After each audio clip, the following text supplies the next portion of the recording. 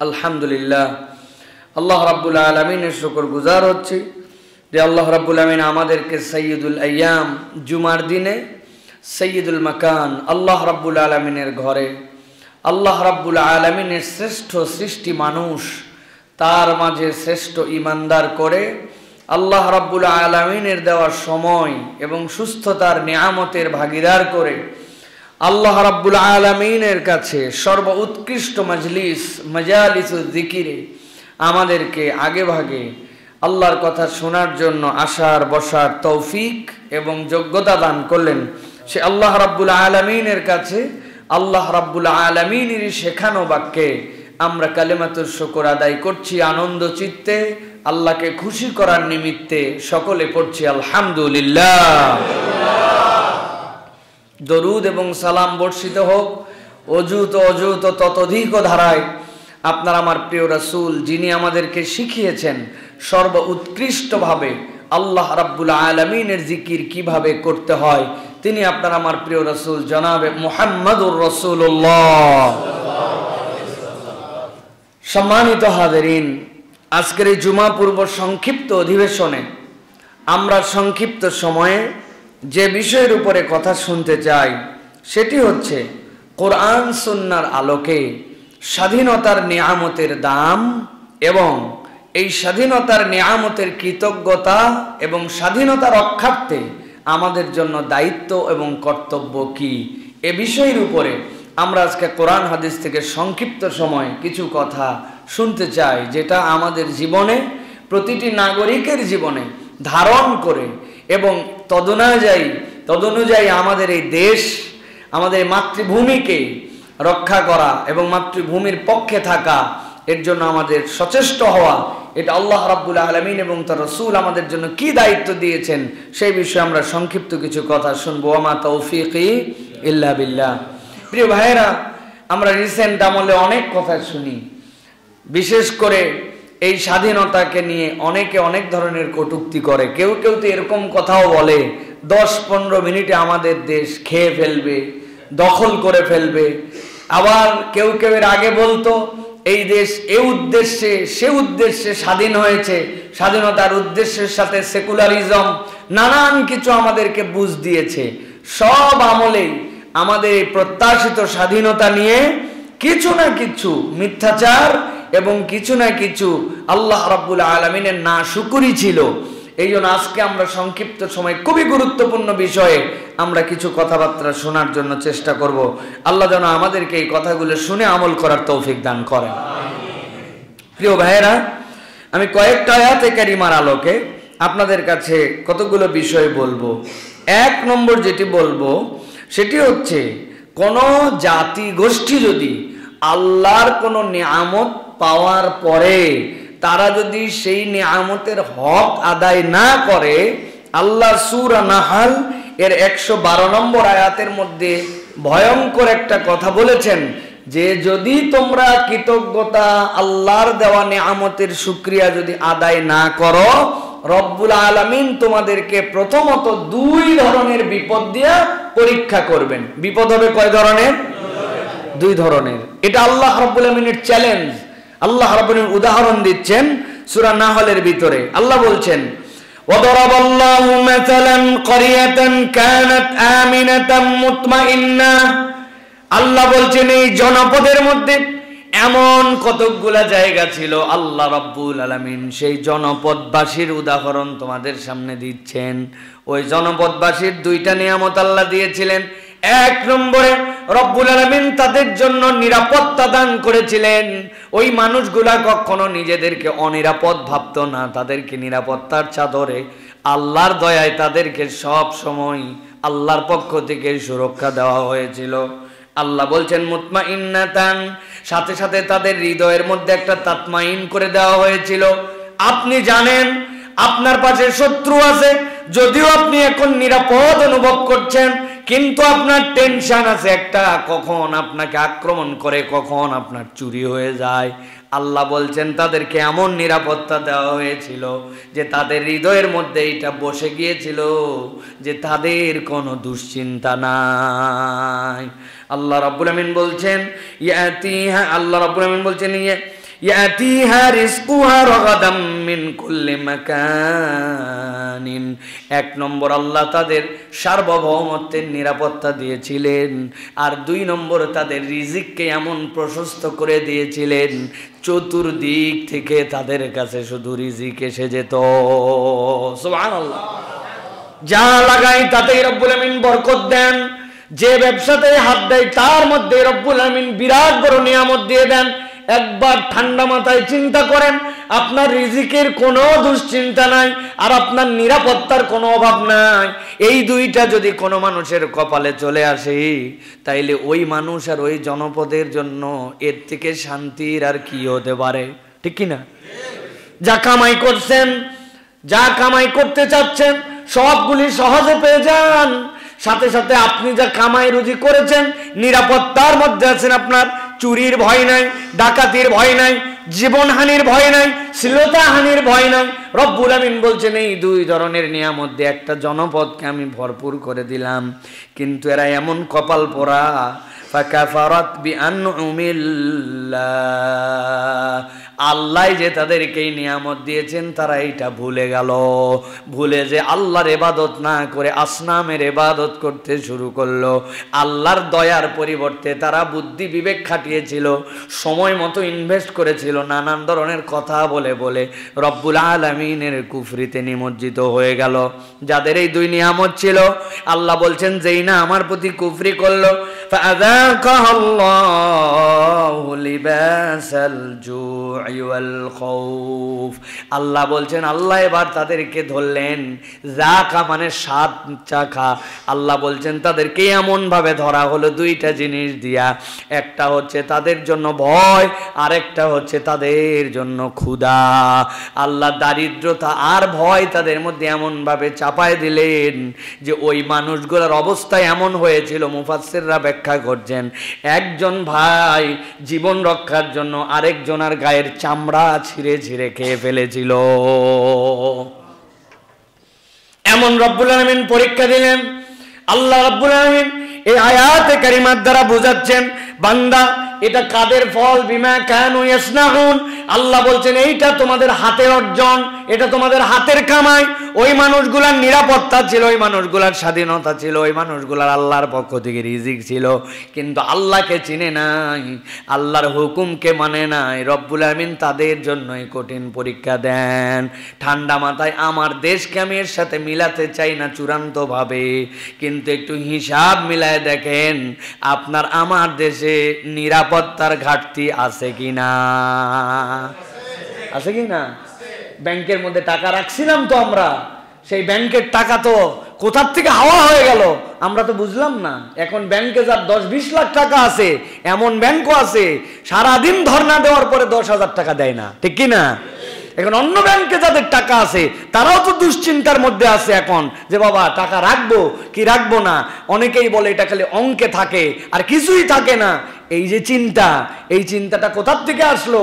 এই চিন্তাটা আসলো আল্লাহর দেওয়া এই নিয়ামতকে আমরা কৃতজ্ঞতার সাথে আদায় করি নাই। আমরা জুলুম, নির্যাতন, অন্যায়, অবিচার, অজাচার যা লাগবে না সবগুলি আমরা এই দেশের মধ্যে করছি। ঠিক কিনা? আর কি চিন্তা করছি? যে আমাদের যে বুদ্ধি বিবেক, আমাদের যে জ্ঞান গরিমা, এইগুলা দিয়ে আমরা দুনিয়ায় এই দেশকে আগায় নেব, শুধু চিন্তা করেছি এইটা। আর ওই চিন্তার মধ্যে আল্লাহ রাব্বুল আলামিনের প্রতি কৃতজ্ঞতা, আল্লাহর দেওয়া বিধান অনুযায়ী এই সমাজ পরিচালনা করা, ইনসাফ, আদালত, এইগুলো আমাদের সমাজের মধ্যে থেকে শূন্যের কোঠায়। ঠিক কিনা? শূন্যের কোঠায়। যে একবার কোনো মামলায় পড়েছে, যার একবার থানায় যাওয়ার অভিজ্ঞতা হয়েছে, সে জানে আদালত কত কঠিন, ইনসাফ কত কঠিন, থানা এই দেশে কত কঠিন। ঠিক কিনা? আপনি সেই আমলের কথা বলতেছেন? আমি থানার নাম এবং আমি যে তদন্ত কর্মকর্তা তার নাম সহ বলে দিতে পারি। এই আমলেও একটা ইনসাফ ভিত্তিক মামলার জন্য মাগরিবের নামাজে মসজিদে ঢুকতেছে, সব বলছে আপনাদের কাগজপত্র সবই ঠিক, সবগুলারই রিপোর্ট দেওয়া হবে, তবে কিছু খরচপাতি হয় সুন্দর করে রিপোর্ট দেওয়ার জন্য, 1000-10 টাকা দিয়েন, এখন আর কথা বলতে পারবো না, অজু করে এখন মসজিদে ঢুকতেছি। ঠিক মসজিদে ঢোকার আগ মুহূর্তে আমি আল্লাহর ঘরে মেম্বারে বসে বলতেছি, এখনের সময়ও ওই মানুষরা টাকা খাওয়া বন্ধ করে নাই। বন্ধ করবে কেমনে? এইগুলার সবগুলা তো রক্তের মধ্যে ডিস্টার্ব ওয়ালাগুলাকে ঢুকাইছে এই জায়গাতে। এই জন্য এই প্রশাসনের প্রতি আমাদের দাবি থাকবে, আমরা সব সময় বলি বাংলাদেশে বেশি কিছু সংস্কার হতে হবে না। বাংলাদেশ যদি একটা জিনিসে পরিবর্তন হয় 90% এই দেশ ঠিক হয়ে যাবে। ওই একটা ডিপার্টমেন্টের নাম হচ্ছে পুলিশ। পুলিশ ঠিক, সব ঠিক। উদাহরণ দিয়েছি আমি। আপনি গেছেন জমি জমার কাজের জন্য সেটেলমেন্ট অফিসে, যাওয়ার পরে আপনাকে বলছে দলিল করার জন্য, আপনার খাজনা দেওয়ার জন্য, উমুক দেওয়ার জন্য, অথবা আপনার নকল তোলার জন্য টাকা দেওয়া লাগবে। আপনি দৌড়ায় চলে গেছেন স্থানীয় থানায়, পল্লবী থানায়, যে এলাকার সেটেলমেন্ট অফিসার আমার ন্যায্য কাগজপত্র বের করে দিতে ডিউটি অফিসার টাকা চায়। ওই লোক কি বলবে? যে আমার নিচ থেকে উপরে ডিআইজি পর্যন্ত কেউ দুর্নীতি করে না, এত বড় সাহস সেটেলমেন্ট অফিসারের বাচ্চা, আমি দেখতেছি তোরে। ওর সাথে সাথে তার ফর্দি আর্জিটা গ্রহণ করছে। করার পরে ওই সেটেলমেন্ট অফিসার যদি একবার জানে থানা ঘুষ খায় না, তারপরে হচ্ছে এসপি অফিস ঘুষ খায় না, এসবি খায় না, এনএসআই খায় না, ডিআইজি খায় না, উপর থেকে নিচ পর্যন্ত সলিড, কোন সেটেলমেন্ট অফিসারের বাপের ক্ষমতা আছে যে দুর্নীতি করার সাহস করবে? ডিসি অফিস, শিক্ষা অফিস, কোন অফিস পারবে না। আপনি আপনার কাগজপত্র নিয়ে গেছেন, বৈধ কাগজ সবকিছু, আপনি আপনার গাড়ির লাইসেন্স করবেন, ওই জায়গায় মাসুদ ভালো হয়ে যাও না ভাই। ওইরকম মাসুদ তো এখনো আছে, ভালো হয়নি। ওই রকম মাসুদের চেহারাটা খালি ছবি তুলে নিয়ে আপনি চলে আসছেন থানায়, এই যে অফিসার আমার সবকিছু কাগজপত্র ঠিক। কত কি? আমার থানা পুলিশ সবকিছু তদন্ত থেকে শুরু করে কেউ ঘুষ খায় না, তুমি বেটা বিআরটি অফিসে ঘুষ খাবে। সন্ধ্যার মধ্যে ওর টুটি চেপে ধরে নিয়ে আসবে। পুলিশ ঠিক, দেশ ঠিক, ঠিক কিনা? এই একটা ডিপার্টমেন্টকে টাইট করতে হবে, এই একটা ডিপার্টমেন্টের মধ্যে শুদ্ধাচার ঢুকাই দিতে হবে। এটা কেবলমাত্র উপরে উপরে ফাঁপড়বাজি দিয়া হবে না, এইটার জন্য নৈতিকতা সম্পন্ন অফিসার আপনাকে নিয়োগ দিতে হবে। অফিসার কত ইন্টেলেকচুয়াল, অফিসার কত শিক্ষিত, অফিসার কত দক্ষ, অফিসারের কত স্টেমিনা, অফিসার কত দৌড়াতে পারে, অফিসার কত রাত জাগতে পারে, হেন কোনো পরীক্ষা নাই। অফিসারদের সারদাতে নেওয়া হয় না, কিন্তু অফিসার তুমি কতটুকু নৈতিক, কতটুকু কোরআনের নৈতিকতা সম্পন্ন আয়াত তোমার জানা আছে, আল্লাহর নবীর হাদিস কতটুকু জানো, নৈতিকতার কোনো পরীক্ষা তার হয় না। এই জন্য সব আছে, নৈতিকতা নাই। নৈতিকতা নাই মানে কিচ্ছু নাই, তলাবিহীন ঝুড়ি, ঠিক কিনা? আর অফিসারের যদি বাম হাত নাও থাকে, চোখ যদি অন্ধ হয়, অত বেশি দৌড়াতেও না পারে, ভুঁড়ি যদি এত বড় হয়, কিন্তু যদি নৈতিকতা সম্পন্ন মানুষ হয়, তাহলে ওর সামনে দিয়া সুই পার করা এত সোজা নয়, ঠিক না ভাই? অতএব আল্লাহ রাব্বুল আলামিন বলছেন, যদি একবার তুমি আল্লাহর কুফরি করো, জনপদের মানুষের জন্য নিরাপত্তা দেওয়া ছিল, কিন্তু এই নিরাপত্তার থেকে তারা আল্লাহর কুফরি করার কারণে ফাযাকাহুল্লাহু লিবাসাল জু'i ওয়াল খাউফ, আল্লাহ বলছেন আল্লাহ তোমাদের ক্ষুধা আর আল্লাহ রাব্বুল আমিন তোমাদের এই ভীতির যে ভয়, ভয়ের যে সংস্কৃতি, এইটা কখনোই উঠায় নিবেন না। কেননা রব্বুল আলামিনের নিয়ম নীতি অনুযায়ী তুমি চলো না। আল্লাহর দেখানো পথ ও পদ্ধতি গ্রহণ করলে ওই দেশের মধ্যে রব্বুল আলামিন নিরাপত্তাও দিবেন, ওই দেশের মধ্যে রব্বুল আলামিন ক্ষুধার কষ্টগুলাকেও দূর করে দিবেন। সুবহানাল্লাহ। এই জন্য প্রিয় ভাইরা, প্রথম দায়িত্ব হচ্ছে যে আমাদের স্বাধীনতা এবং আমাদের আল্লাহর পক্ষ থেকে যে নিয়ামত, এইটার জন্য আমাদেরকে কৃতজ্ঞ হতে হবে। কি হতে হবে? মুখস্থ করে ফেলেন, আমি 5টা পয়েন্টের কথা বলবো। 1 নম্বর, কৃতজ্ঞ হতে হবে।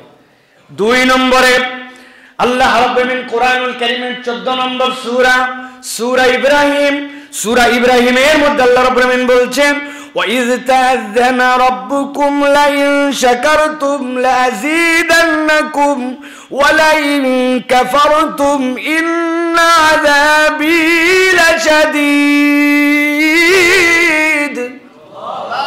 আমার রব্বুল আমিন বলছেন, ও উম্মতে মুহাম্মাদি, তোমাদের জন্য যে আয়াতটা কোরআনের মধ্যে দেওয়া হলো, এটা আমার পয়গম্বর মুহাম্মদ সাল্লাল্লাহু আলাইহি ওয়াসাল্লামের উম্মতের জন্য শানে নুজুল দিয়ে আয়াত দেওয়া হয় নাই।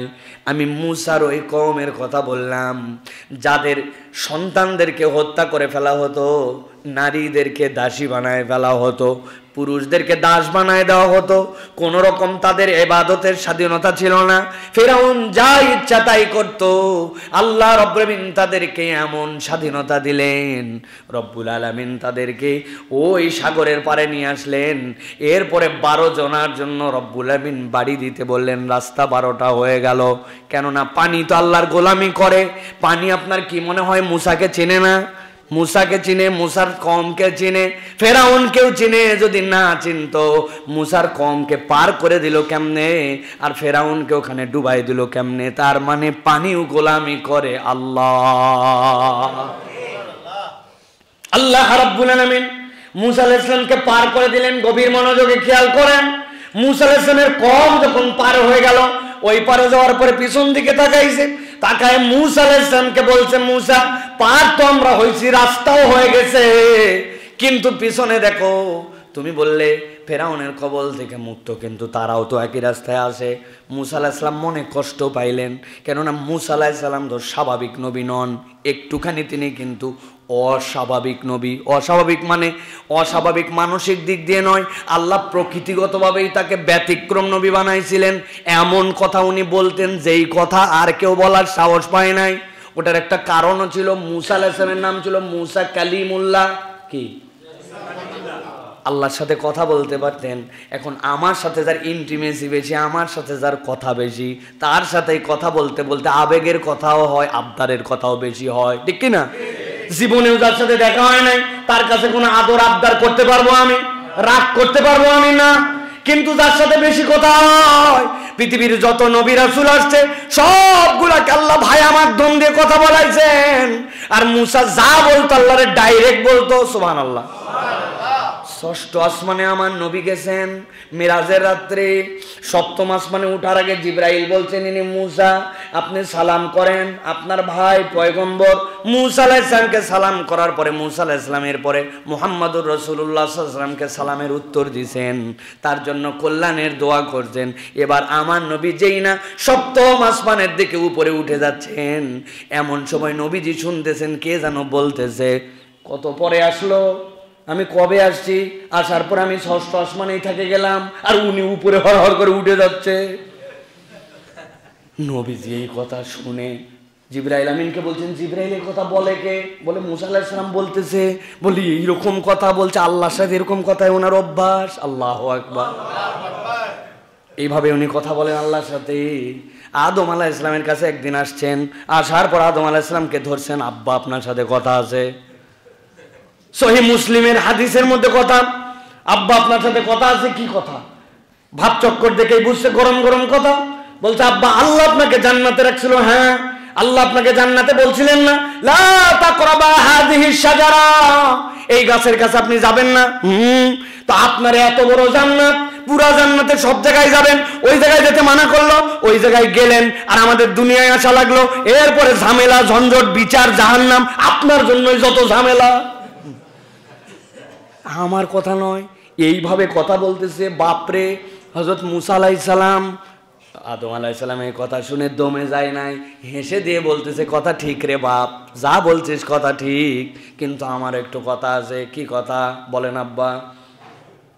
বলছে, আল্লাহ রাব্বুল আলামিন মানুষকে সৃষ্টির কত হাজার বছর আগে তার তাকদীর লেখে। বলে, মানুষকে সৃষ্টির বহু আগে আল্লাহ কলম সৃষ্টি করেছেন, আর 50,000 বছর আগে তার তাকদীর লেখা আছে। বলে, ও মুসা, 50,000 বছর আগে যে স্ক্রিপ্ট লেখা আছে, আমি আদম ওই স্ক্রিপ্টের বাইরে গেলাম কেমনে? আমার কি দোষ? ওই মুসা আলাইহিস সালাম কম নিয়ে বেরিয়ে গেছেন। যাওয়ার পরে বলছে, ওই যে দেখো পিছনে পিছনে ওরা আসতেছে।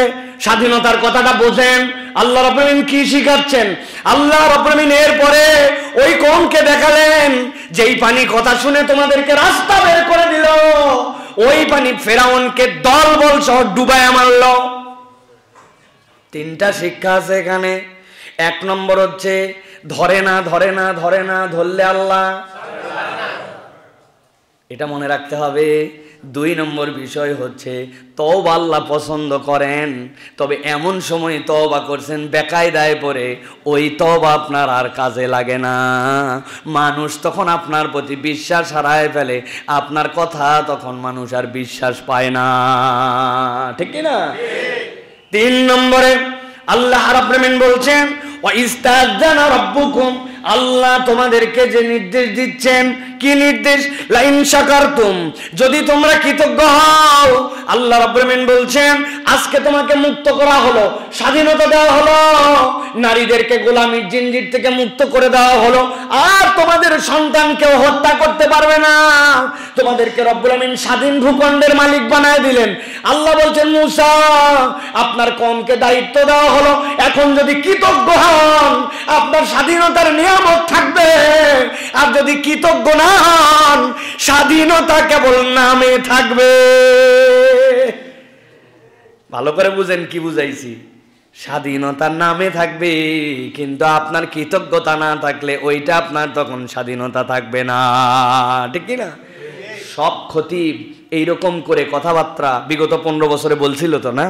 হ্যাঁ, সামনের সভাপতি বসে থাকতো, সেক্রেটারি এইরকম করে বসে থাকতো, হুজুরে কখন বিদায় করবে এই টেনশনে কথা বলতে দেয় না। এটাই সত্য কথা, এটাই সত্য কথা।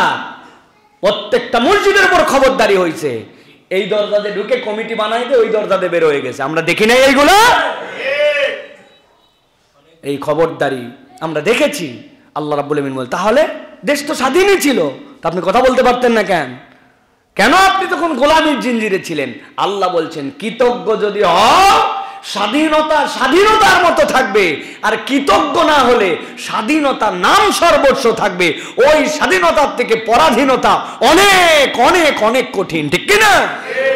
সিরিয়ার মানুষের কাছে যে জিজ্ঞাসা করেন, ওই বেহায়ার জাত যারা বিগত 2-3 দিনে 600 জায়গার উপরে আক্রমণ করেছে, তারা যে কত বড় বেহায়া, তারা যে কত বড় অত্যাচারী জালেম ইহুদিরা, এটা তো আর বলার অবকাশ রাখে না যে ওই সিরিয়ার মধ্যে তারা এমন ভাবে বম্বিং করতেছে একটা স্বাধীন দেশের মধ্যে, কারো কোনো কথা বলা শোনা অনুমতি এজাজত কিচ্ছু লাগে না। কিন্তু ওই সিদনায়া যে কারাগার ছিল, ওই কারাগারগুলো থেকে যেই মানুষগুলো বেরিয়েছে, যেই মানুষগুলো শরণার্থী হিসেবে অন্য দেশে ছিল, তাদের কাছে যে জিজ্ঞাসা করেন যে এই 50 বছরের পরে আপনার হৃদয়ের অনুভূতিটা কি? বয়স 43 আর 23 বছর জেলে ছিল, বয়স 45 32 বছর জেলে ছিল, 19 বছর বয়সের মহিলা জেলের মধ্যে ঢুকেছে, তার সাথে অন্যায় আচরণ করে 2টা বাচ্চা পিতৃ পরিচয়হীন হিসাবে বের করা হয়েছে। ওরা জানে স্বাধীনতার দাম কি আর স্বাধীনতার মানে কি। এই জন্য প্রিয় ভাইয়েরা, আল্লাহ বলছেন কৃতজ্ঞ হও, কৃতজ্ঞ হও, আল্লাহ রাব্বুল আমিনের কৃতজ্ঞ হও। আল্লাহ বলতেছেন ওয়াইন কাফারতুম ইন্না আযাবি লাশাদীদ, যদি তুমি অকৃতজ্ঞ হও আল্লাহর ধরা বড় কঠিন। প্রিয় ভাইয়েরা, সুতরাং আমরা বিরাট স্বাধীনতা পেয়ে গেছি, এখন আমরা যা ইচ্ছা তাই করতে পারি, এরকম মেন্টালিটি যেন নিয়েন না। আল্লাহ রাব্বুল আমিন কার হাত দিয়ে কার গোলামির জিনজির আবার বানায় দিবেন। আপনি ভাষাই পড়তে পারেন নাই, আপনার জন্য একজনের মরণ হয়ে গেছে, কিন্তু আপনি হয়তো তার বন্ধুত্ব নিয়ে তার মুখের সামনে দাঁড়ায়ছিলেন, আপনি বুঝেনি নাই, আপনি বুঝেনি নাই। আমার কথাও এখন বুঝেন নাই, কথাটা একটু বুঝায়। এক ছেলের সাথে এক ছেলের বন্ধুত্ব, তো যেই ছেলের বন্ধুত্ব সে চাইনিজ, আর যে ছেলের সাথে বন্ধুত্ব ওই বাঙালি, এমনি এমনি একসাথে থাকতে চলতে ফিরতে খুব দোস্তালি হয়ে গেছে। এখন হঠাৎ করে ওই চাইনিজ ছেলেটা বিরাট মুমূর্ষ, এর বন্ধুত্বের কারণে ভাষা বোঝে না, কিন্তু দেশ ভিন্ন মোহব্বত করে। একদিন তাকে দেখতে গেছে, দেখতে যাওয়ার পরে তার মুখের সামনে যেই দাঁড়াইছে, দাঁড়ানোর পরে দেখে ওই চাইনিজ ছেলেটা 3 বার কি যেন একটা কথা জোরে জোরে বলে চোখ বড় করে এরপরে মরে গেছে। এই ছেলের তো যেটা বাঙালি, ওর দিলটা একবারে পুড়ে গেছে, যা হারে মূল্য তো মূল্য। আমি যেদিন গেছি আমার সামনে জোরে জোরে 3টা কি জানি কথা বললো, ও আবার ওটা আত্মস্থ করে নিয়েছে, 3 শব্দে 3টা কথা বলছে, বলে ওই ছেলেটা মারা গেছে। ও বাহিরে আসছে, আসার পরে খুঁজতেছে যে ভাই চাইনিজ ভাষা বুঝে কে? চাইনিজ? একজন বলছে হ্যাঁ বুঝে। ওর কাছে গেছে, যাওয়ার পরে বলছে ভাই আমার দোস্ত মরে গেল, কিন্তু মরার সময় 3 বার জোরে জোরে এই কথা বলে তারপরে মরে গেল। আমি দেখতে গেলাম আর আমার সামনে বললো আমার থেকে দুঃখ বেদনা ব্যথা আর কারো নাই। বলছে কি বলছিল? যেই বলছে ওই কথা। বলছে কি বলছিল? বলছে হ্যাঁ এই কথাটা বলছিল। বলার পরে বলছে এটার মানে কি রে? এটার মানে বলতেছে যে দোস্ত তুই যখন দেখতে গেছিস ওর তো অক্সিজেন নাকের মধ্যে লাগানো ছিল, যে পাইপটা অক্সিজেনের ছিল তুই পাইপের উপর খাড়াইছিলি। ওই বলছিল অক্সিজেনের পাইপের উপর থেকে সর, অক্সিজেনের পাইপের থেকে সর, অক্সিজেনের পাইপের উপর থেকে সর। 3 বার বলে আর অক্সিজেন সাপ্লাই পাইনি, মরে গেছে। কি বুঝালাম? বুঝালাম আপনি যাকে বন্ধু ভাবতেছেন, কাছে ডাকতেছেন, আপন ভাবতেছেন, আপনি ওইটার ভাষা বোঝেন না এখনো। ও যে কোন ভাষায় আপনাকে নতুন গোলামির মধ্যে ফেলবে আপনি বুঝতে পারছেন না। এই জন্য সজাগ সচেতন ভাবে থাকতে হবে।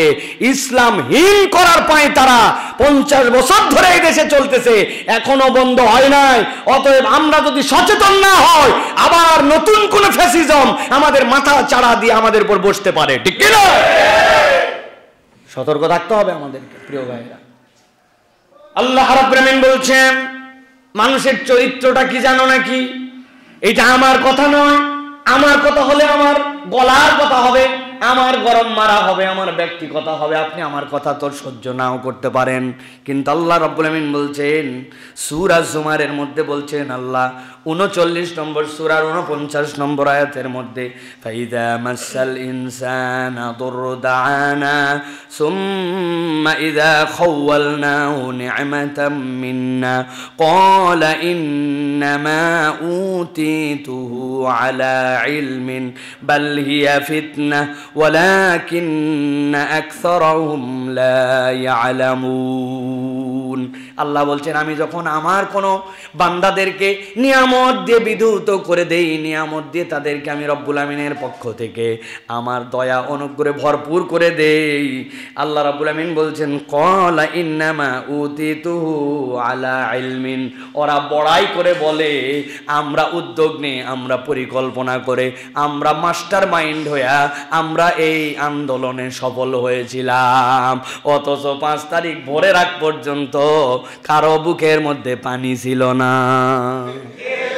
কথাটা ঠিক করে বলেন। উঠানি মারা গপ্প মারে। আল্লাহ রাব্বুল আমিন বলছেন আমার ভাষা নয়, আল্লাহর ভাষায় উতিতুহু আলা ইলমিন বাল হিয়া ফিতনা। আল্লাহ বলছেন এটাই তোমাদের জন্য ফিতনা। আল্লাহ রাব্বুল আমিন বলছেন ওয়ালাকিন্না আকসারাহুম লা ইয়ালামুন, কিন্তু অধিকাংশই তারা জানে না যে তারা ফিতনার মধ্যে পড়ে গেছে। রব্বুল আলামিনের প্রতি যদি আপনার কৃতজ্ঞতা থাকে, মানুষের তো প্রচেষ্টা লাগবে, কিন্তু রব্বুল আলামিন যদি এইখানে আপনাকে আল্লাহর পক্ষ থেকে নুসরত না দেন, আপনার প্রচেষ্টা কখনো গালেব হতে পারে না। বেশি কিছু চাইনি রে বান্দা, আমি চাইছি তুই একটু কৃতজ্ঞ হ, তো আলহামদুলিল্লাহ বল, আল্লাহর হুকুমগুলা নিজেদের জীবনে মেনে নে।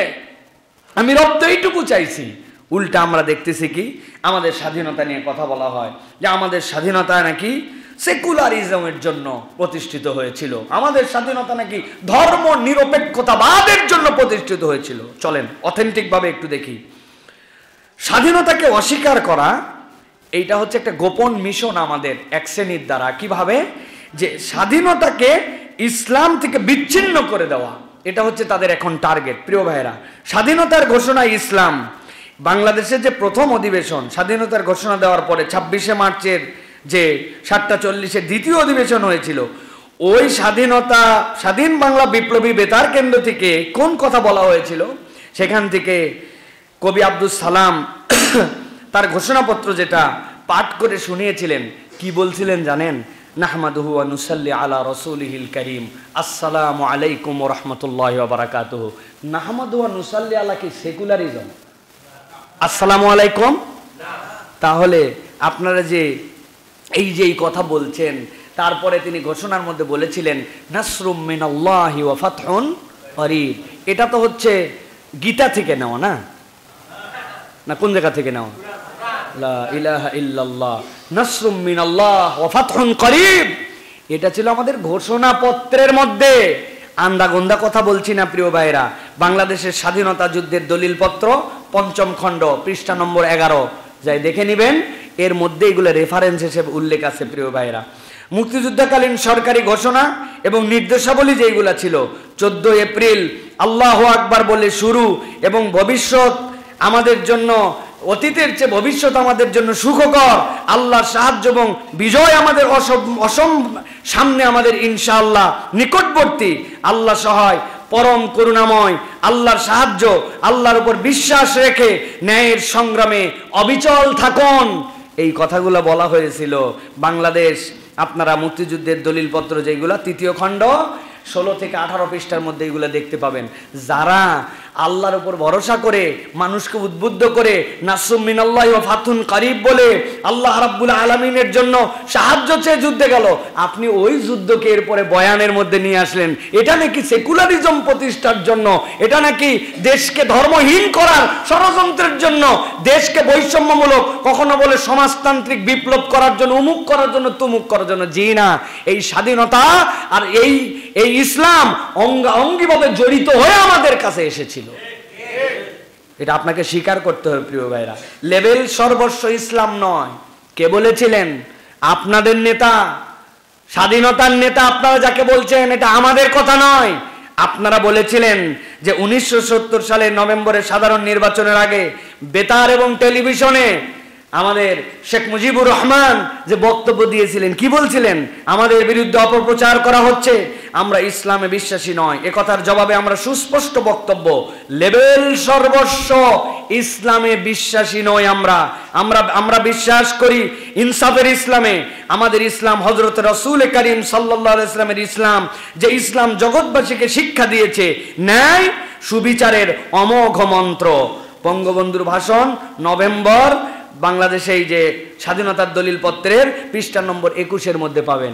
তো তারাই তো ঘোষণা দিয়েছেন যে এইটা লেভেল সর্বস্ব ইসলাম নয়। এখন আপনি বলেন যে এই স্বাধীনতার সাথে কোনো ইসলামের সম্পর্ক নাই, আপনি এই দেশকে ধর্মহীন বানানোর জন্য LGBTQ উমুক তুমুক এইগুলা নানান মতাদর্শের মধ্যে ঢুকাই দিয়া আমাদের স্বাধীনতাটাকে খর্ব করার জন্য যে চেষ্টা করা হচ্ছে, এক শ্রেণীর মাথার থেকে এই ভূত এখনো নামে নাই। নামে পণ্ডিত কিন্তু আস্ত বদমাইশ, দুনিয়ার সব বুঝে কিন্তু বলে LGBTQ এটা একটা কালচার, এটার মানে এটা না, এটার মানে সমকামিতা না। আমার আল্লাহ যেটাকে বলছেন লাওয়াতাত, এটা নিষিদ্ধ, এটা হারাম, এটার জন্য একটা নবীর কওমকে দুনিয়ার থেকে শেষ করে দেওয়া হয়েছে। তারা ওইটাকে লেসবিয়ান নাম দিছে, ওইটাকে গে নাম দিছে, ওইটাকে হোমোসেক্সুয়াল নাম দিছে, দিয়ে তারা সমকামিতাকে প্রমোট করতে চায়। আর ওই দেশের বুদ্ধিজীবী উনি দুনিয়া বোঝে, দুনিয়ার 7-8টা ভাষা বোঝে, কিন্তু এইটা উনি বুঝে না। উনি বলে মৌলবীরা এইটা নিয়ে বাড়াবাড়ি করতেছে। আমরাও বলতে চাই, আপনি মৌলবী বলে তাদেরকে টিটকারি করতেছেন, এই মৌলবীরা টুটি চেপে ধরলে পালানোর জায়গা খুঁজে পাবেন না। মৌলবীদের ঠেলা আলাদা, মৌলবীরা শান্ত প্রিয় মানুষ, কিন্তু এই মৌলবীদেরকে চেতালে অবস্থা খারাপ আছে। ভালো করে এই জন্য আমরা বললাম এই স্বাধীনতার মধ্যে এই সকল বাজে জিনিসপত্র এর মধ্যে আমরা যেন ঢুকানোর জন্য চেষ্টা না করি প্রিয় ভাইয়েরা। আল্লাহ রাব্বুল আলামিন এরপরে আমাদের জন্য কতগুলা দিক নির্দেশনা দিয়েছেন যে স্বাধীনতা আমরা যে অর্জন করব, এই স্বাধীনতার সাথে আল্লাহ রাব্বুল আলামিন দায়িত্ব হচ্ছে যাদের মাধ্যমে স্বাধীনতা এসেছে তাদের প্রতিও কৃতজ্ঞ হতে হবে। এক শ্রেণী মনে করে আসমান থেকে শুধু ফেরেশতা এসে যুদ্ধ করে গেছে। জি না, বদরেও আগে সাহাবী ছিলেন, তার সাথে ফেরেশতা আসছিলেন। আগে মানুষকে এগোতে হয়, তারপরে আল্লাহর নুসরত সাথে আসে। এই জন্য নবীজি সাল্লাল্লাহু আলাইহি ওয়াসাল্লাম বলেছেন, মাল্লাম ইয়াশকুরিন নাস লাম ইয়াশকুরিল্লাহ, ইন্না আশকারান নাস লিল্লাহি আযজা ওয়া জাল্লা আশকারুহুম লিন্নাস। নিশ্চয় যে মানুষের কৃতজ্ঞ হয় না সে আল্লাহর কৃতজ্ঞ হতে পারে না। আল্লাহর সর্বোচ্চ কৃতজ্ঞ বান্দা সে, মানুষের কৃতজ্ঞতা আদায় করে যে যাদের রক্তের উপরে বিজয় এসেছে, স্বাধীনতা এসেছে। আপনি তাদেরকে মূল্যায়ন করবেন না, আপনি তাদের কৃতজ্ঞতা স্বীকার করবেন না, আপনি তাদেরকে কখনো দাম দিবেন না, এটা ইসলাম বলে না।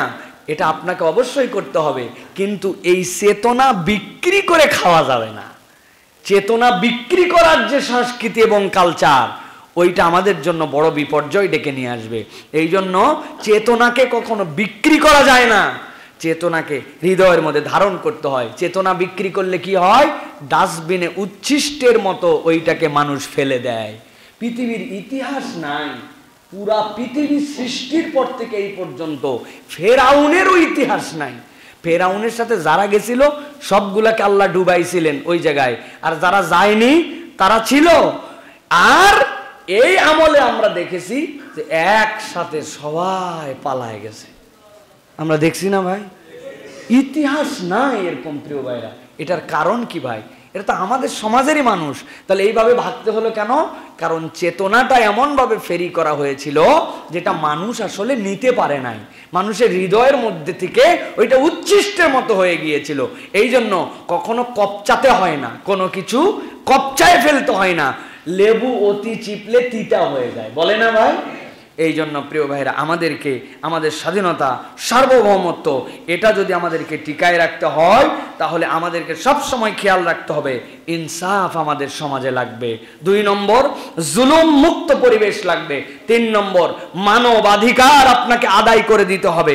আর 4 নম্বর, স্বাধীনতা আপনার যে আল্লাহ রাব্বুল আলামিনের নিয়ামত, এই নিয়ামতের আলোকে খোদা ভীতিময় একটি সমাজ আপনার জন্য গঠন করতে হবে। প্রিয় ভাইরা, মুসলমানরা আমরা অনেক সময় আবেগী, আল্লাহ ভরসা ইনশাল্লাহ এইটুকুর উপরে থাকি। কিন্তু আল্লাহ রাব্বুল আলামিন সূরা তাওবার 41 নম্বর আয়াতের মধ্যে বলছেন যে হে ঈমানদারগণ, তোমাদের জন্য একটা দায়িত্ব আছে। কি দায়িত্ব? ইনফিরু খিফাফাও ওয়া সিকালা। আল্লাহ বলছেন তোমরা হালকা এবং ভারী উভয় ধরনের অস্ত্রে সজ্জিত হও, সজ্জিত হয়ে আল্লাহর রাস্তায় বের হও। এটার ব্যাখ্যা কি? এখন একজন আপনার জন্য ব্যালিস্টিক মিসাইল আপনাকে দিয়ে মারতে চাচ্ছে, আর আপনি 303 বন্দুক নিয়ে সামনে দাঁড়াইছেন, হলো? তা আপনাকে তো সমকক্ষতা অর্জনের জন্য আল্লাহর পক্ষ থেকে নির্দেশনা আছে, ইনফিরু খিফাফাও ওয়া সিকালা, তুমি ভারী অস্ত্রে সজ্জিত হও। তা আপনার দেশ তারা যে প্রযুক্তি নেবে, আপনাকে ওই প্রযুক্তি অর্জনের জন্য আপনাকে চেষ্টা করতে হবে, আপনাকে তার জন্য সামনে এগোনোর জন্য চেষ্টা করতে হবে। ওই যে আমাদের ওই পারে যে দেশ, আমাদের পাশের দেশ, তারপর ওই পারের দেশ, ওই পারের দেশের অনেক সমস্যা, অনেক হম্বিতম্বি করে, কিন্তু গাল ফুলায়া কিছু বলতে পারে না, অথবা এটাও বলতে পারে না 15 মিনিটের মধ্যে 20 মিনিটের মধ্যে গিলে ফেলবো, খাইয়ে ফেলবো। কারণ কি? কারণ কয়েকটা ব্যালিস্টিক মিসাইল আছে। ভাই তুমি আমাকে মারতে পারো, তবে আমি তোমাকে মেরে মরবো। বোঝেন নাই আপনি? মারো আমাকে, সমস্যা নাই, কিন্তু আমি তোমাকে মেরে মরবো। এই চোখে চোখ রেখে কথা বলার শক্তি অর্জন করা আমাদের জন্য দায়িত্ব। এটা আমাদের মধ্যে নাই। আমার বয়ান ইউটিউবে যায়, তাই না? ফেসবুকে আমার বয়ান লাইভ হয়, ফেসবুক ওদের হাতে। কালকেই বলছে যে যতগুলা লোকের নামের শেষে আগে পিছে মুসলমান আইডেন্টিটি আছে, এই আইডেন্টিটিগুলা অটোমেটিক সফটওয়্যার সেট করছে যে রিলিজিয়ান ইসলাম, নাম মুসলিম, অথবা মুসলিম দেশের, অথবা নামের সাথে সাইফুল্লাহ, আব্দুল্লাহ, আব্দুর রহমান, বোঝা যায় এটা এআই দিয়ে সিলেক্ট করা হবে, আর্টিফিশিয়াল ইন্টেলিজেন্স দিয়ে সবার অ্যাকাউন্ট ডিলিট। আগামী কালকে সকালের মধ্যে যত মুসলমান অ্যাকাউন্ট আছে 1 সেকেন্ডে ডিলিট করে ফেলে দেওয়া সম্ভব। কথা বলেন? ইউটিউব চ্যানেল, কত বড় বড় চ্যানেল আমাদের আছে না এই জায়গায়, রোজ টিভি, এনএস মিডিয়া, মুসলিম টিভি, হুমুক টিভি, বাপরে মক্কার রাস্তা, আমাদের বাংলাদেশে যেগুলো আমাদের ওদের সবগুলো আইডেন্টিফাই নির্ধারণ করছে। এগুলোর মধ্যে কি সারে রে? ওয়াজ, WAZ, ওয়াজ যদি হ্যাশট্যাগে থাকে সব ডিলিট। আগামীকালকে সকালে সব হাওয়া। আমাদের চ্যানেল আল্লাহ ভাইরা সবগুলা মুদিখানার দোকানদার। পরের দিন থেকে উপায় নাই, চাকরি বাকরি খুঁজতে লেগে যাবে। ভাই এটা কেন বললাম? যে আমরা শক্তি অর্জন মানে খালি মনে করছি ব্যালিস্টিক মিসাইল অস্ত্র। একটা ফেসবুক কত বড় অস্ত্র, একটা ইউটিউব কত বড় অস্ত্র। আজ পর্যন্ত আমরা আমাদের নিজস্ব এরকম একটা প্ল্যাটফর্ম আমরা বানাতে পারি নাই, ঠিক কি না? এটাও তো আমাদের শক্তির জায়গা। ওরা প্রোপাগান্ডা করে, ওরা বিভিন্ন ধরনের বাজে কথা বলে মিডিয়া দিয়া, একমাত্র বাংলা পৃথিবীতে আল জাজিরা আছে, যতটুকু আছে ওই আফগানিস্তানের পক্ষে কথা বলছে, যতটুকু আছে ইসলামপন্থীদের পক্ষে কথা বলছে। মিডিয়াটাকে গনে তারা পৃথিবীর ভালো ভালো সাংবাদিক ম্যানেজ করে নিয়ে আসছে, টপ রেটেড ইংলিশ বলতে পারে নিয়ে আসছে, একদম CNN এর সাথে মুখামুখি লেভেল ধারা করতে পারে। ওই একটা মিডিয়ার এই অবস্থা হয়। এরকম যদি 50টা মিডিয়া থাকতো, ওরা প্রোপাগান্ডা চালায় 2টা দিয়া, আমরা চালাই আরো উপর দিয়া। আমরা মুসলমানরা এইগুলোর মধ্যে নাই। সামাজিক অবস্থান তৈরি করা, ব্যবসায়িক ডাইমেনশনে আমরা উচ্চ লেভেলে পৌঁছায় যাওয়া, যেই জায়গা থেকে আমরা যাব। আমরা সারা জীবন কি থেকে গেলাম? আমরা সারা জীবন থেকে গেলাম ম্যানুফ্যাকচারার। সুতা চায়না, সুই জার্মানি, মেশিন ফ্রান্স, তুলা ইন্ডিয়া। আমি খালি করে প্যান্ট বানায় মনে করতেছি যে বাপরে আমি গার্মেন্টস মেড ইন বাংলাদেশ। কি এর made in Bangladesh? Manufacture in Bangladesh, assemble in Bangladesh. তুলা আপনার না, সুতা আপনার না, সুই আপনার না, মেশিন আপনার না, বিদ্যুৎ আপনার না, কিচ্ছু আমার না। ওরা একদিন বললো সুই দিব না, আরেকজন বলছে তুলা দিব না, আরেকজন বলছে মেশিন দিব না। আপনি ওয়ার্কার গুলারে তখন খিচুড়ি খাওয়ানোর পয়সাও পাবেন না। এই জন্য আমাদেরকে এই ইনিশিয়েটিভগুলো নিতে হবে যে আমরা যেন ওই জায়গায় যেতে পারি, এই পাওয়ারটা যেন আমরা ক্যারি করতে পারি। দ্বিতীয় জায়গা কি? আমরা ইসলামপন্থীদের আমরা হই হই করি আমরা, আর ওরা 1টা 2টা পেপার পত্রিকা দিয়ে আমাদেরকে আমাদের স্বাধীনতার ফসল সবগুলি তারা উপভোগ করে, চেটেপুটে খায়। আমরা ইন্টেলেকচুয়াল লেভেলে ওই জায়গায় যেতে পারি নাই। ওরা বিবৃতি দেয় কোনো ঘটনা না হলেই, 101 জন মুখের বিবৃতি, কেউ চেনে না কিন্তু বিবৃতির পর আসে। আর আমাদের ইসলামিক ইন্টেলেকচুয়ালদেরকে একটা বিবৃতি গুছায় সাজায় দেওয়ার আগে আগ্রহই নাই এটা নিয়ে, অথচ আমরা এই জায়গা থেকে পাওয়ার ক্রিয়েট করতে পারি। অথচ এরকম একটা বিবৃতিরও অনেক সময় অনেক পাওয়ার থাকে। আল্লাহ বলছেন ইনফিরু খিফাফাম ওয়া সিকালা, আপনি নানান দিকে এটার ব্যাখ্যা নিতে পারবেন। তোমরা শক্তি অর্জন করো, স্টেক হোল্ডার হও, তোমরা পাওয়ার ক্রিয়েট করো, তোমরা এমন একটা অবস্থানে যাও যে 10 জন লোক কথা বললে ওটার একটা দাম হয়, ঠিক কিনা? এই যে আসুন্নাহ ফাউন্ডেশন এই জায়গায় গেছে, শায়েখ আহমদুল্লাহ যে এই পজিশনটা হোল্ড করেন, কেন? এটা একটা সামাজিকভাবে এটার অবস্থান আছে, এটার বেনিফিশিয়ারি কয়েক কোটি মানুষ আছে। আপনি উড়াই দিবেন, ওরাই তখন বলবে এই উল্টাপাল্টা কথা বলো কেন? এর আগে একটা ছিল না, কুত্তার ছবি, ছাগলের ছবি, এক ছাগলকে 10 বার 7 বার করে দেখাইছিল, তারা অস্তিত্বহীন হয়ে গেছে। কেন? মানুষ বুঝছে ওরা ফ্রড, ঠিক কিনা? আল্লাহ রাব্বুল আলামিন এটা বলতেছেন ইনফিরু খিফাফাম ওয়া সিকালা, প্রত্যেকে যে যার জায়গা থেকে অবস্থান অর্জন করতে হবে। আমাদের তালেব ইলম যারা আছে ভালো করে পড়ে না, না দেশের রাজনীতির খবর জানে, না বিশ্ব রাজনীতির পার্ট জানে, না ভালো করে নাহু জানে, না সরব জানে, না সে উসুলে ফিকা জানে, না উসুলে হাদিস জানে। বিরাট ব্যাপার। আরবিটুকু পর্যন্ত তার সারা জীবন পড়লো, আরবিও সুন্দর করে বলতে পারে না, পড়তে পারে না। ফাঁকিবাজি, খালি চিন্তা করছে কেমনে সাজেশন নিয়ে কেমনে পাস করা যাবে। আমার যে একটা এলেম অর্জন করতে হবে, আমার একটা বুৎপত্তি অর্জন করতে হবে, আমার নিজের মধ্যে একটা ধী শক্তি লাগবে, যেটাতে আমি সমাজ দেশ সব জায়গায় আমি ইন্টেলেকচুয়াল লেভেলে তাদের কথার এগেনস্টে আমার কথাকে সে জায়গায় উপস্থাপন করতে পারি। না, উনি ওই জায়গায় বিরাট বড় থিওরি দিছে আর আপনি ওই জায়গায় যাই কেবলমাত্র কয়েকটা বাক্য কপচাচ্ছেন, এটা তো হবে না প্রিয় ভাইরা।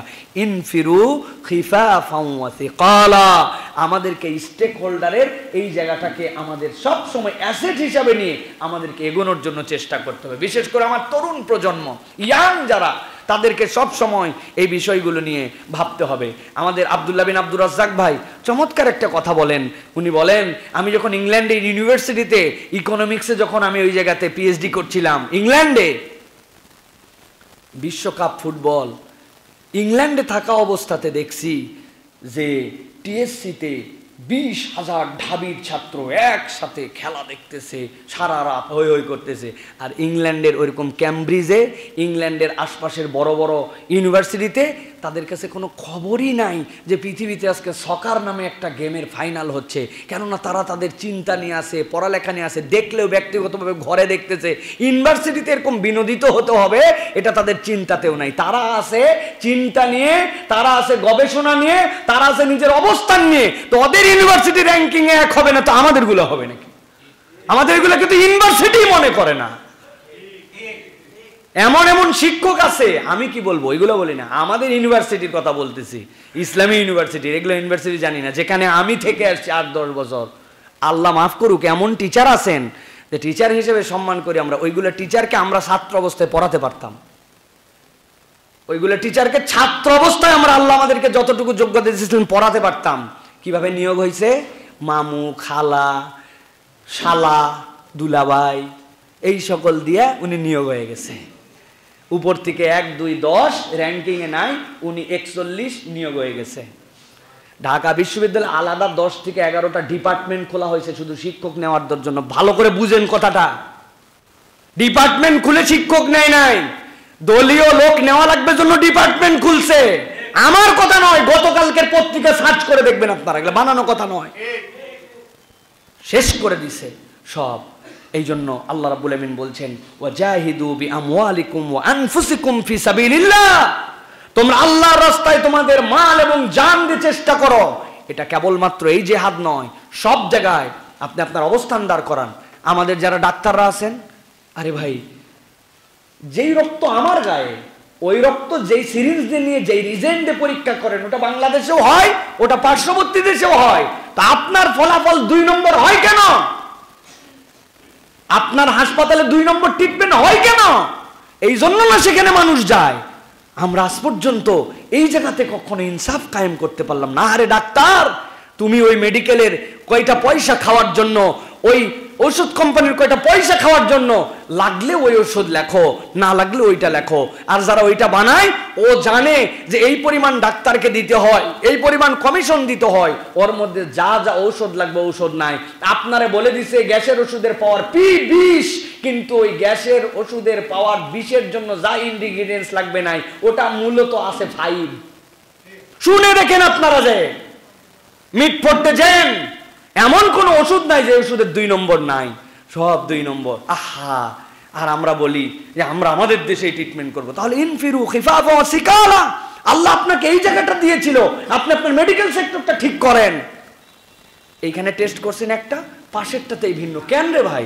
মেশিন যদি এরকম হয় তাহলে আপনার অবস্থা এরকম। বলছে আপনার কিডনি শেষ, বলে দিছে আপনার কিডনি শেষ, যে কোনো সময় মরে যেতে পারেন, বাইসে আসেন তাই তো বেশি। বাইরে গেছে, যাওয়ার পর বলছে আপনার তো কিডনির কোনো সমস্যাই নাই।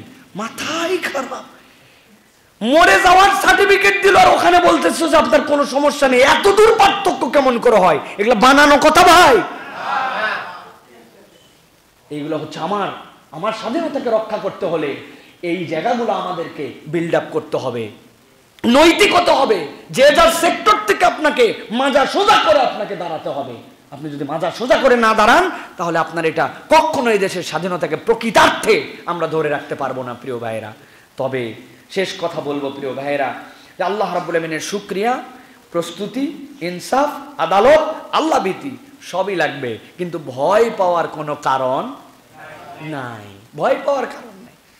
আল্লাহ রাব্বুল আমিন বলছেন, রাব্বুল আলামিনের সুন্নাত আছে, আল্লাহ রাব্বুল আমিন মানুষকে সফলতা দিবেন, আল্লাহ রাব্বুল আমিন মানুষের জন্য কল্যাণের ব্যবস্থা করবেন। সেটা ইমানদার হোক, গায়রে ইমানদার হোক, যেই হোক না কেন, তরিকাটা আল্লাহর বলে দেওয়া। এই পদ্ধতিতে যদি তুমি যাও, তোমার মধ্যে যদি ইনসাফ থাকে, আদালত থাকে, ন্যায় অনুভূতি থাকে, তুমি হিন্দু হও, মুসলমান হও, বৌদ্ধ হও, খ্রিস্টান হও, তুমি যদি ব্যবসায়ী হও, তোমার এই নীতি নৈতিকতা যদি থাকে, আল্লাহ রাব্বুল আলামিন ওই হিন্দুকেও সফল বানাবেন, খ্রিস্টানকেও সফল বানাবেন। রব্বুল আলামিনের এইটাই স্ট্র্যাটেজি। কিন্তু আল্লাহ রব্বুল আলামিন বলছেন, যখন তুমি আল্লাহ ভীরু হয়ে যাবে, আর আল্লাহর জন্য যখন তুমি প্রস্তুতি নেওয়ার পরে বুক চিতায় দাঁড়ায় যাবে, এরপরে তোমার ঘাবড়ানোর কোনো কারণ নাই। তোমার দেশটা 1,56,000 বর্গ কিলোমিটার, নাকি শুধু 56,000 বর্গ কিলোমিটার, আর একটা দেশ 20 লক্ষ বর্গ কিলোমিটার। আল্লাহর কাছে এইটা তখন আর কোনো সাবজেক্ট হয় না।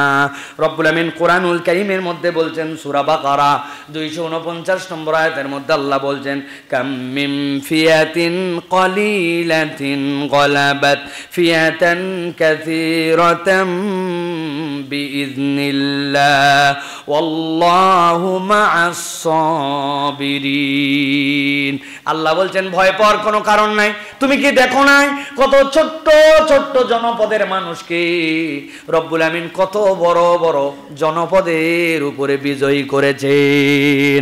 মাত্র 3000 লোক নিয়া আল্লাহ রব্বুল আমিন প্রমাণ দিয়ে দিয়েছেন খালিদ বিন ওয়ালিদ ওই বাইজেন্টাইনের 1 লক্ষ মানুষের বিপক্ষে বিজয়ী হয়েছিলেন। সুবহানাল্লাহ, 1 লক্ষ মানুষের বিপক্ষে দাঁড়ায় গেছে 3000 লোক, হিসাবে ধুলায় মিশে যাওয়ার কথা। আল্লাহ বলছেন তুমি কি মনে করো কত ছোট ছোট মানুষ দিয়ে আল্লাহ কত বড় বড় জিনিসকে ধ্বংস করে দিয়েছেন, আর তুমি চিন্তা করো। এটার অনেক ব্যাখ্যা আছে প্রিয় ভাইরা। ঠ্যাং ভাঙ্গা মশা দিয়ে আল্লাহ নমরুদে সাইজ করছে, করে নাই?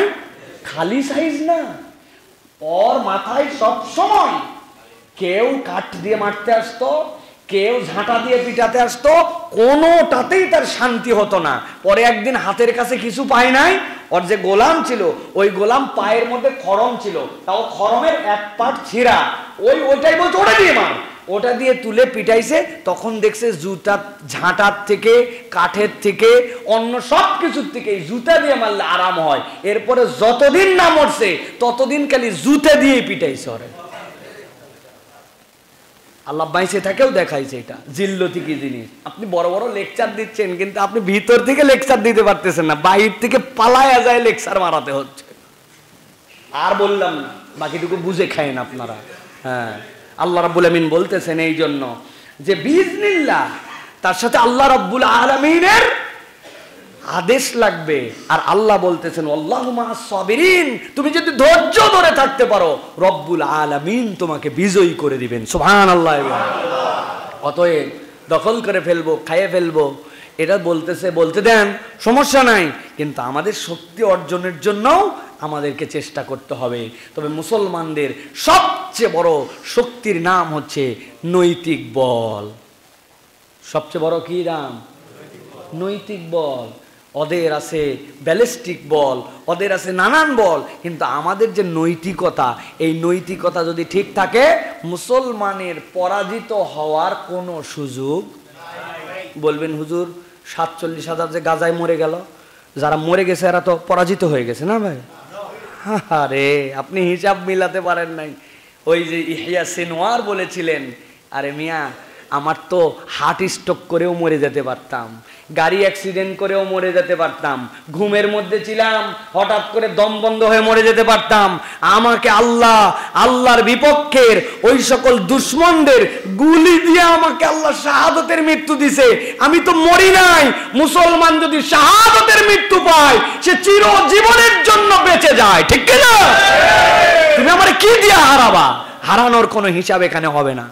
খবরদার দুনিয়ার হিসাবে কখনো ফাইনাল কনক্লুশন নিয়ে আসবেন না। এখানেই জয়, এখানেই পরাজয়, এটি সফলতা। আপনি এটি সফলতা বিফলতার চূড়ান্ত জায়গা নয়, এটা মাজরাউল আখিরা, এটা আপনার পরকালের কর্মক্ষেত্র।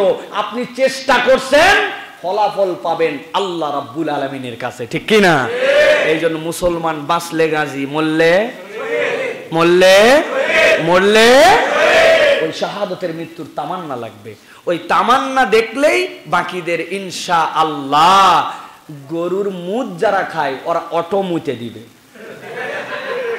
যে জাতি এখনো শেখে নাই কি ফেলা লাগবে আর কি খাওয়া লাগবে, তাদেরকে চিন্তা করার সময় আছে? দুধটা আল্লাহ নিয়ামত দিলেন, ওইটা খাওয়া লাগবে, ওইটা দেয় ফালায়া। আর মুতটা দিলেন আল্লাহ, ফালান লাগবে ওইটা।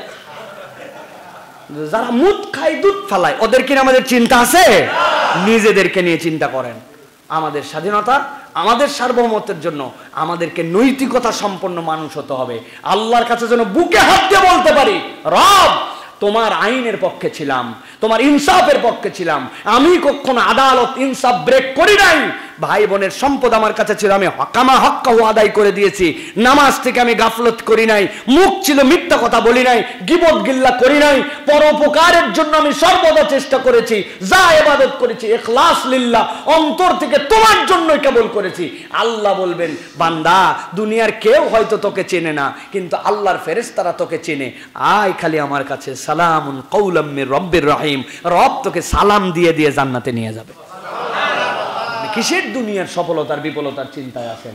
কিন্তু আমাদের চেতনাটা জাগ্রত করতে হবে, নৈতিক মানুষ হওয়ার জন্য চেষ্টা করতে হবে। আল্লাহ আমাদের স্বাধীনতা, সার্বভৌমত্ব, আমাদের এই দেশকে আল্লাহ রাব্বুল আলামিন হেফাজত করেন। আল্লাহ দেশের পক্ষে কাজ করার মতো, লড়ে যাওয়ার মতো আমাদের মন মানসিকতা দান করেন।